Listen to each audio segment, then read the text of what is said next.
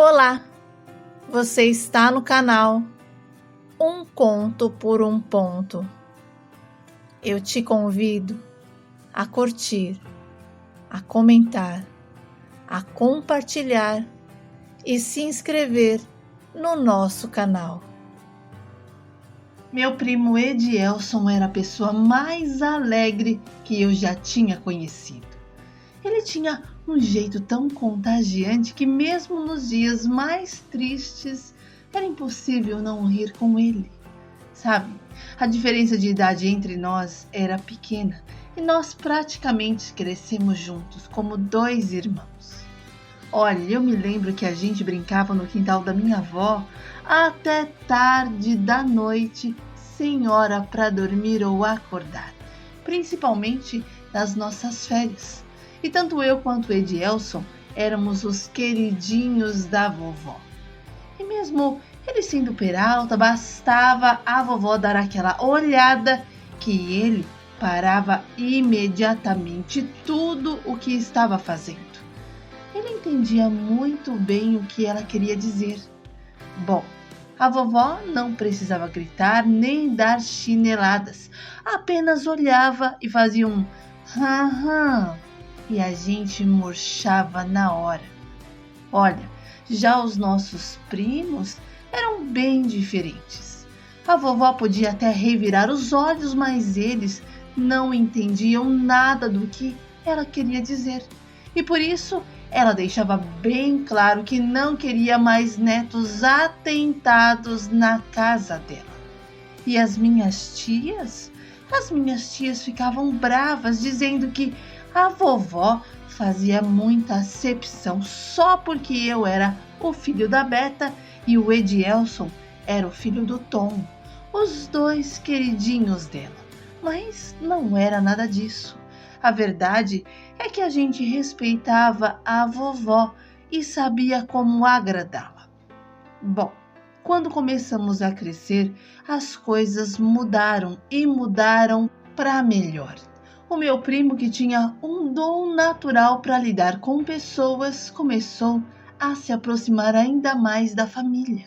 Sabe, aquelas tias mais chatas que reclamavam de tudo? Então, era ele quem as convencia de fazer uma festa legal. O Edielson tinha esse poder, sabe? E como tudo acontecia na casa da vovó, era lá que ele organizava as grandes festas de Natal e de Ano Novo. Ele fazia tudo acontecer, desde a organização até o amigo secreto. Olha, e aquilo fazia tanto sentido que ele não podia faltar em nenhuma festa de família, porque sem ele ficava muito chato. E o Edielson era alegre, divertido, brincalhão e estava sempre sorrindo. E sabe, se ele percebia alguém triste, pronto, fazia de tudo para melhorar o dia daquela pessoa. Ele simplesmente não gostava de tristeza e a gente acreditava que ele era assim por dentro e por fora. Bem, eu servi o exército e decidi seguir carreira militar, enquanto Edielson optou por ser professor. A escolha de caminhos diferentes não afastou a nossa amizade, pelo contrário, nos aproximou ainda mais. Porque o meu primo me ligava no quartel para contar as novidades. E um dia ele me contou que estava apaixonado, que havia encontrado o amor da sua vida, sabe? E eu fiquei muito feliz por ele e torci para que essa moça fosse realmente a pessoa certa para ele. Porque o Edielson já tinha sofrido muito por amor. Ele era aquele tipo, sabe, que se entregava por inteiro nas relações, sem medo de demonstrar o quanto amava, o quanto estava disposto a fazer pela pessoa. Mas, infelizmente, muitas vezes ele acabava se decepcionando, porque as meninas não davam o valor que ele merecia. E ele ficava arrasado quando as coisas não davam certo. Olha, Eu sempre falava para ele não se entregar de corpo e alma assim tão rapidamente e para tentar ser um pouco mais cauteloso. Mas o Edielson nunca me ouvia. Ele acreditava que se fosse inteiro, se fizesse tudo com a máxima intensidade, as coisas iriam funcionar como se fosse algum tipo de fórmula mágica. E por mais que eu tentasse ser racional e o alertá-lo, eu via que ele nunca mudava. E então, ao ouvir ele contar sobre a sua nova paixão, eu senti um misto de alegria e receio. Eu sabia que ele merecia alguém que o valorizasse, mas também sabia que o meu primo era capaz de se entregar de tal forma que, se a moça não fosse a pessoa certa, ele iria sofrer outra vez. O problema é que ele não demonstrava dor, não chorava, nem parecia estar sofrendo, sabe? Mas por eu conhecer bem a peça, bastava olhar para ele que eu sabia que não estava bem. E sabe de uma coisa? Ninguém desconfiava, porque ele ria e fazia piada até com a própria dor. E todo mundo achava ele o cara. Bom, eu saí algumas vezes com o meu primo e com a garota de quem ele gostava, e eu pude ver que ela realmente gostava dele. Eu tratava bem, mas como sempre ele era o mais inteiro na relação. No entanto, como os dois estavam felizes, eu decidi parar de me preocupar com o relacionamento dele. Afinal, eu também estava conhecendo a Graça, a irmã de um dos soldados.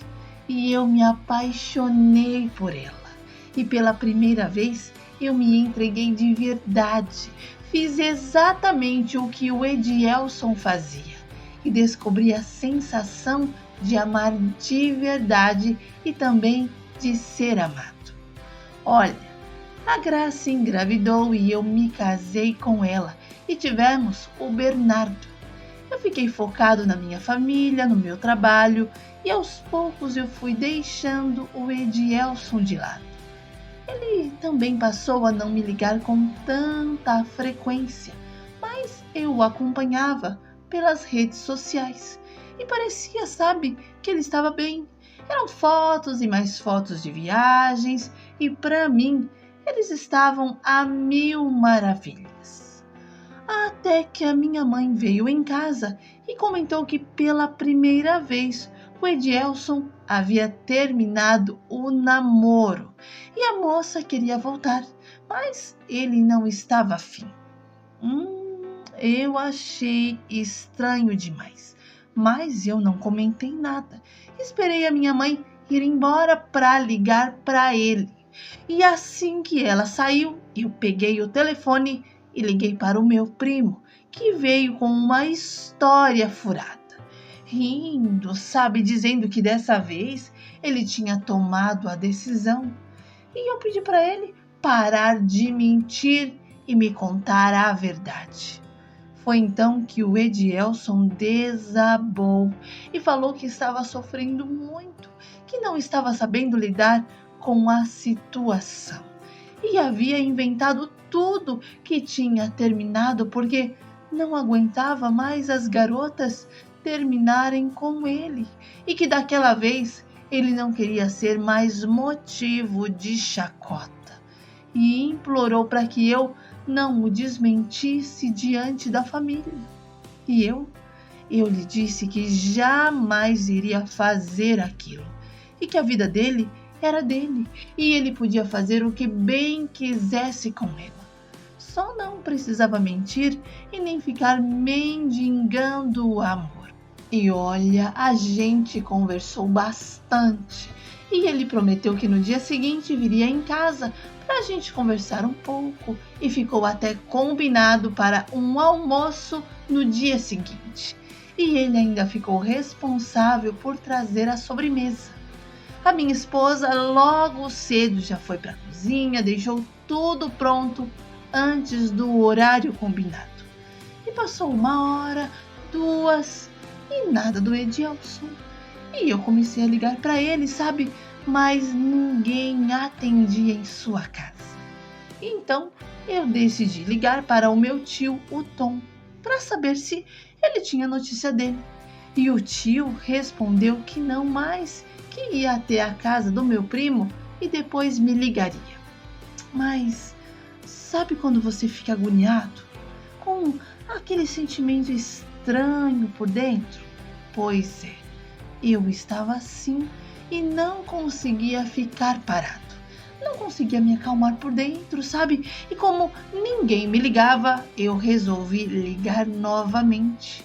E agora era na casa do meu tio que ninguém me atendia também.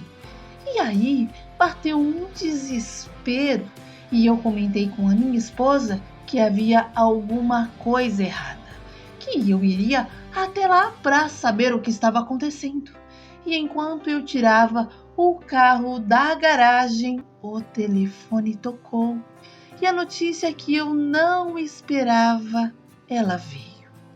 O meu primo havia tirado a própria vida e deixou uma carta contando que muitas vezes ele ria por fora, mas estava chorando por dentro. Ninguém percebia porque ele sabia atuar. E por anos ele foi assim, mas chegou um momento em que não conseguiu mais fingir o que não era. E por isso preferiu colocar um fim na sua vida sem graça. E o Edielson se despediu pedindo perdão. Olha, o luto após perder alguém por suicídio é complicado. A gente se sente impotente, sabe, perdido e até fica se sentindo culpado. E por um bom tempo eu fiquei sem paz por isso. E sempre que eu tenho a oportunidade, eu falo sobre o suicídio. E digo que mesmo quando tudo parecer escuro, existe uma possibilidade de luz. E essa luz não está só em você, mas também nas pessoas ao seu redor, aquelas que amam você. E sabe de uma coisa?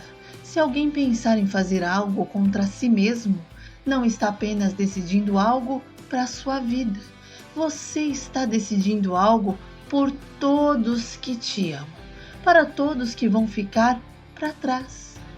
E o que eu quero dizer nessa carta é que se alguém está pensando em fazer isso, não faça, porque você é importante. A sua vida tem um valor que às vezes a dor faz com que a gente não consiga enxergar. Mas acredite, a dor vai passar e você vai encontrar um caminho para ela, mesmo que pareça impossível agora. Olha, não é vergonha pedir ajuda, não é fraqueza procurar alguém para conversar. As pessoas ao seu redor se importam e vão querer te apoiar, mesmo que às vezes você não consiga ver isso claramente. O meu primo sempre teve pessoas que o amavam de verdade, mas ele preferiu fazer as coisas do jeito dele e a vida não parou. A namorada dele arrumou um outro e está feliz. Então, não é sobre uma pessoa, é sobre você, é sobre a sua vida e a sua felicidade.